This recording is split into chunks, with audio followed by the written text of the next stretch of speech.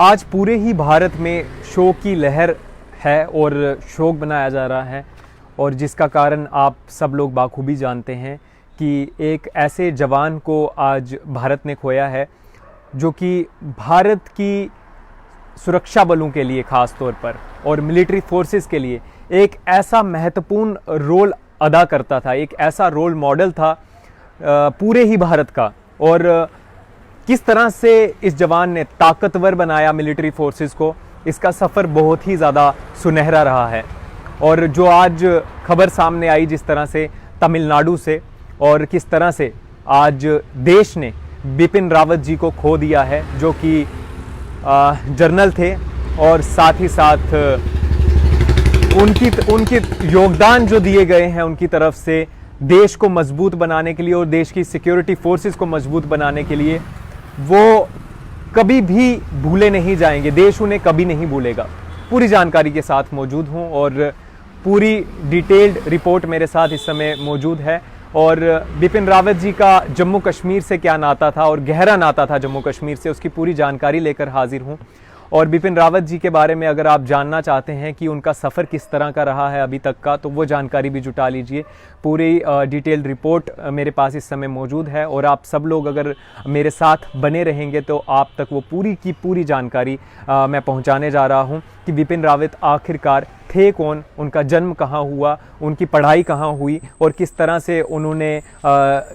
सुरक्षा बलों को और ज़्यादा मजबूत बनाया और देश के प्रति किस तरह से उन्होंने योगदान दिया। आपका समय ज़्यादा ना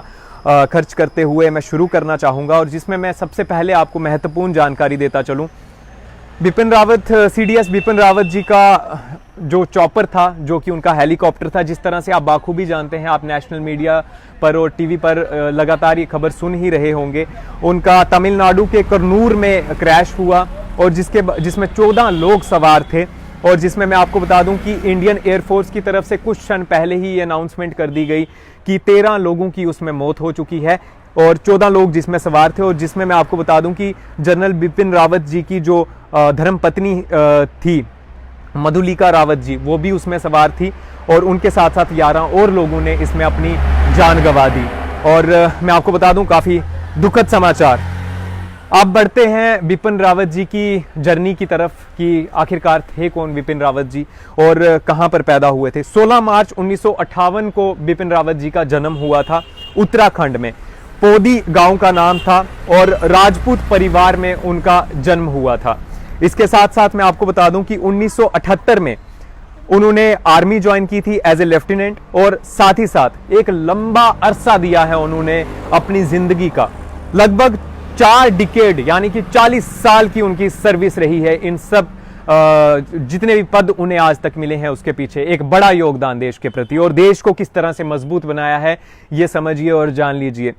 साथ ही साथ मैं आपको ये भी बता दूं कि 2011 में चौधरी चरण सिंह यूनिवर्सिटी से मिलिट्री मीडिया स्टडीज में PhD की डिग्री हासिल की बिपिन रावत जी ने, और जिसके बाद वो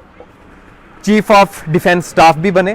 पहले चीफ ऑफ आर्मी स्टाफ थे, उसके बाद 2019 में उन्हें चीफ ऑफ डिफेंस स्टाफ की बनाने की घोषणा की गई, जिसके बाद मैं आपको बता दूं कि 1 जनवरी 2020 को CDS का पद भी उन्होंने संभाल लिया। इसके साथ साथ मैं आपको बता दूं कि चीफ ऑफ आर्मी स्टाफ होने के साथ साथ चीफ ऑफ डिफेंस स्टाफ बनाए गए, और जिसका एक ही बड़ा मकसद था कि आर्मी, नेवी और एयरफोर्स को और किस तरीके से इंटीग्रेट किया जाए और किस तरीके से मजबूत बनाया जाए, जिसमें बिपिन रावत जी ने बाखूबी अपना योगदान दिया है। और यह कहना गलत नहीं होगा कि उन्होंने अपनी पूरी जिंदगी जो है वो देश पर निछावर कर दी। इसके साथ साथ मैं आपको यह भी बता दूं कि परमानेंट चेयरमैन थे चीफ ऑफ स्टाफ कमेटी के। एक पद आप जानते हैं कि उनके पास CDS था, लेकिन इसके अलावा भी बिपिन रावत जी के पास बहुत ज्यादा पद थे, और कई पद संभाल के रखे थे उन्होंने, और एक महत्वपूर्ण रोल अदा करते थे भारत के लिए। और जम्मू कश्मीर से क्या नाता है वो भी आगे चल के आपको बताएंगे।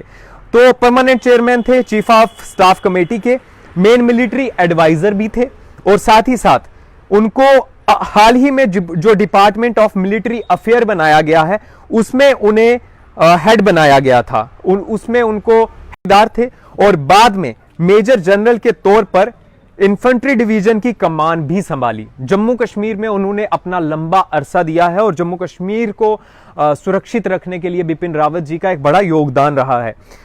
बिपिन रावत जी को इंडियन मिलिट्री एकेडमी यानी कि IMA में स्वॉर्ड ऑफ हॉनर से भी नवाजा जा चुका है। और इसके साथ साथ मैं आपको यह भी बता दूं कि जी हां, और जम्मू कश्मीर और line of actual control bordering China के कमांडेंट फोर्स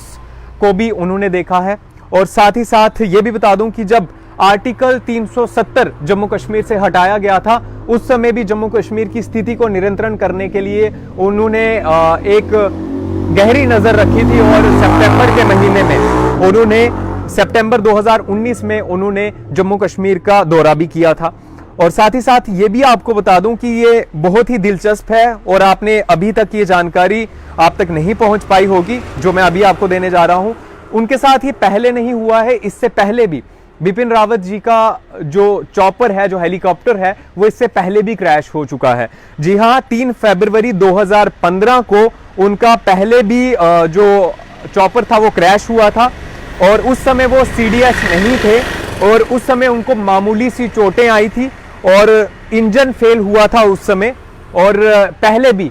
मौत को छूकर निकल चुके हैं बिपिन रावत जी और इस बार असफल रहे। और इस बार यही कारण है कि देश इस समय काफी ज्यादा शोक में है और देश के लिए एक बहुत बड़ा नुकसान है और ऐसा नुकसान है कि शायद जिसकी भरपाई हो भी पाएगी कि नहीं। और ये जानकारी जो नागालैंड में इनका पहले भी चॉपर क्रैश हो चुका है, ये PTI के हवाले से जानकारी